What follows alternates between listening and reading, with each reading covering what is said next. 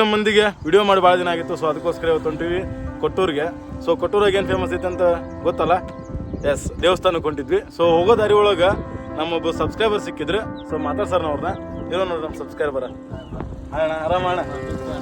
ಏ ಅಣ್ಣ ಜಾಸ್ತಿ ವಿಡಿಯೋ ಮಾಡಿಲ್ಲ ಹೋಗ್ರಿ, ನೀವು ದೊಡ್ಡ ದೊಡ್ಡ ಡೈಲಾಗ್ ವಿಡಿಯೋ ಮಾಡ. ಹಾಂ ಅವೆಲ್ಲ ಟಿಕ್ ಟಾಕ್ ಇವೆಲ್ಲ ಹೋಗ್ಬಿಟ್ಟವಣ್ಣ. ಥ್ಯಾಂಕ್ಸ್ ಅಣ್ಣ ನಿಮ್ಗೆ ಮಾತಾಡ್ಸೋದಕ್ಕೆ. ಇವ್ರು ನಮ್ಮ ಸಬ್ಸ್ಕ್ರೈಬರ್ ಹೆಸರು ಸಾರಿ ಮಿಸ್ ಆತ.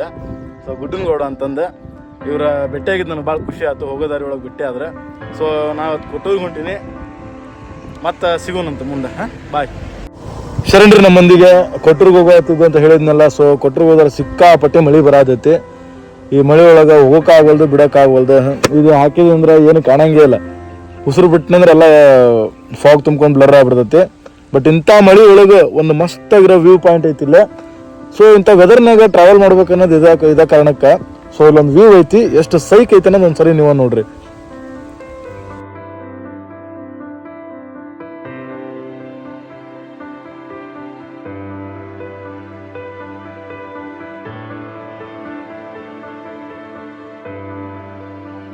ನಾವೀಗ ಸದ್ಯ ಇದೀವಿ ಹಮ್ಮಗಿ ಡ್ಯಾಮ್ ಮೇಲೆ. ಸೊ ಇದು ಹಮ್ಮಗಿ ಡ್ಯಾಮ್, ಇದು ತುಂಗಭದ್ರಾ ನದಿ. ಸೊ ನೀರು ಅಷ್ಟೊಂದು ಏನಿಲ್ಲ, ಬಿಟ್ಟಿಲ್ಲ. ಆ್ಯಕ್ಚುಲಿ ಮಳೆಗಾಲ ಆಗೋದ್ರಿಂದ ಊರು ಹತ್ತಿರ ಇರ್ತದೆ. ಸೊ ಊರು ಹತ್ತಿರ ಇರೋದ್ರಿಂದ ಜಾಸ್ತಿ ನೀರು ಬಿಡಲ್ಲ.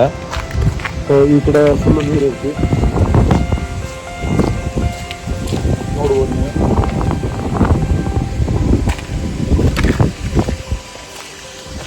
ಇದು ಹಮ್ಮಗಿ ಡ್ಯಾಮ್ ನೋಡ್ರಿ.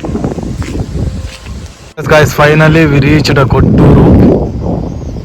ಸೊ ಒಳಗಡೆ ಹೋಗಿ ಕೊಟ್ಟೂರು ದೇವಸ್ಥಾನ ಮತ್ತು ಕೊಟ್ಟೂರನ್ನ ಎಕ್ಸ್ಪ್ಲೋರ್ ಮಾಡೋಣ. ಲೆಟ್ಸ್ ಗೋ.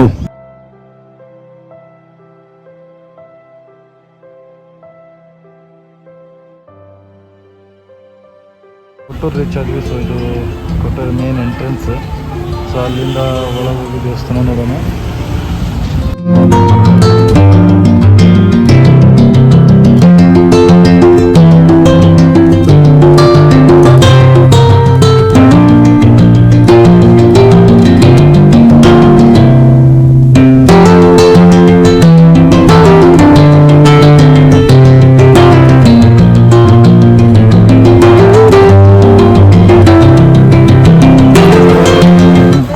ದೇವಸ್ಥಾನ.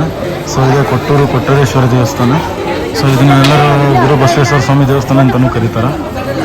ಸೊ ನೋಡೋಣ ಒಳಗೆ ಹೋಗಿ ಟೆಂಪಲ್ ಚೆನ್ನಾಗೈತಿ. ನಾನು ಫಸ್ಟ್ ಟೈಮ್ ಬರೋ ಅಂತೀನಿ ಆ್ಯಕ್ಚುಲಿ ಇಲ್ಲಿಗೆ.